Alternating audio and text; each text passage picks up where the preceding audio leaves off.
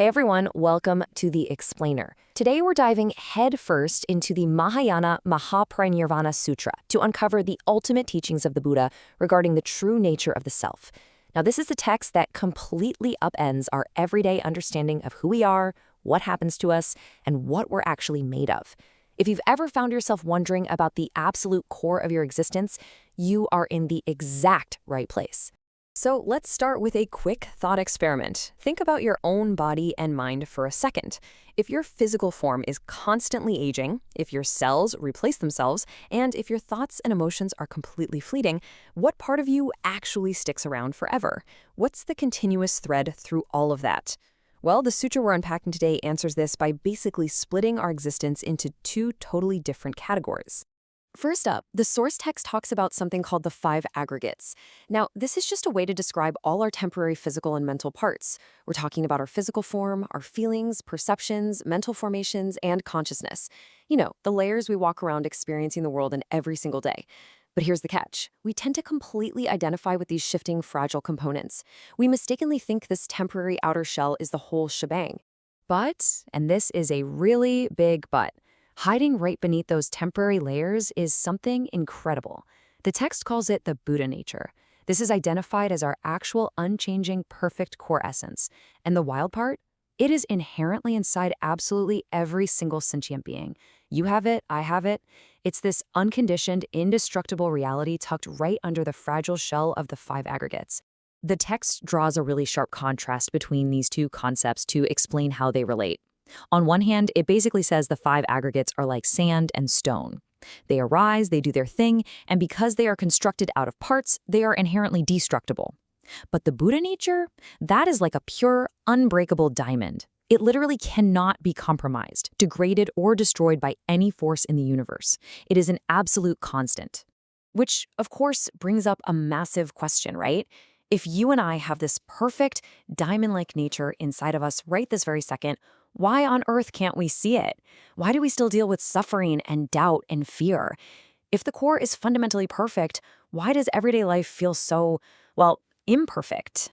To clear this up, the sutra drops this incredible story called the Parable of the Wrestler's Jewel.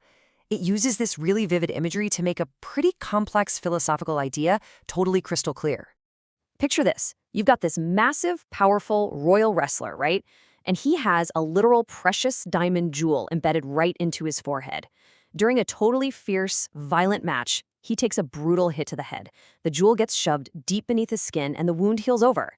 Now the wrestler touches his head, feels no jewel, and absolutely freaks out. He's weeping in total despair, thinking he's lost it forever. But then, this super wise doctor comes along, takes one look, and just holds up a mirror to show the guy that the lump under his skin, that's the jewel. It never went anywhere. Okay, let's break down exactly what this means for us. In this story, we are the wrestler. That hidden jewel is our indestructible Buddha nature. And the fight, the wounds, that's our anger, our greed, our ignorance, basically all the messy defilements of worldly life. They just push our true nature out of sight. And the wise doctor is the Buddhist teachings, the very sutra we're exploring today. Just like that mirror, the teachings aren't magically giving us a Buddha nature. They're just proving that our pure essence hasn't vanished. It's just covered up. There's actually another amazing little analogy in the text that hits the nail on the head.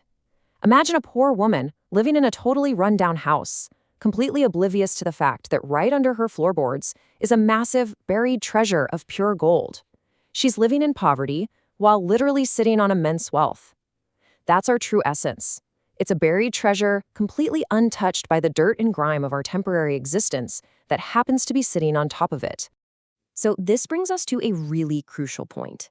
How does this relationship between the fragile aggregates and the indestructible Buddha nature completely redefine our understanding of life, death, and harm?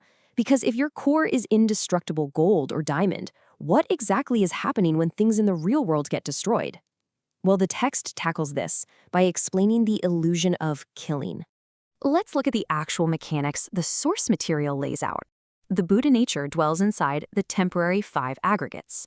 Now, when an act of violence occurs, or when a body naturally passes away, destroying those five aggregates is just what the world labels killing.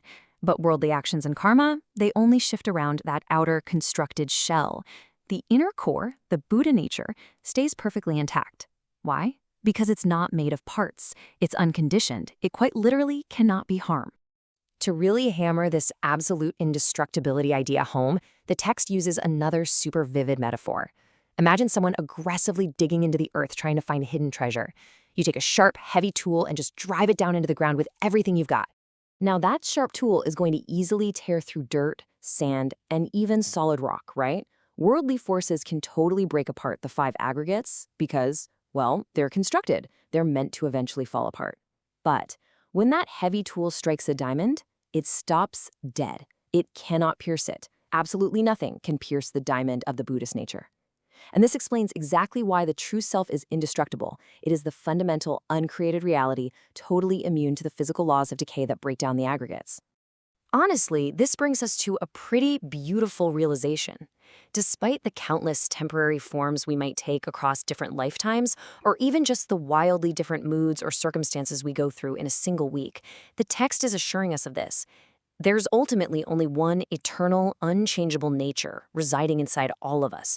The rest is just shifting sand. The sutra gives us one final, really elegant image to hold on to, the sweet medicine of the Himalayas. Imagine this pure, intensely sweet medicinal stream flowing down from a high mountain peak. As the water travels, it might pass through soil that makes it taste bitter, sour, or salty. The taste changes depending on the temporary terrain, just like our lives look completely different based on our karma and our temporary five aggregates. But the actual, pure source of that stream, it remains completely constant, untouched, and fundamentally sweet.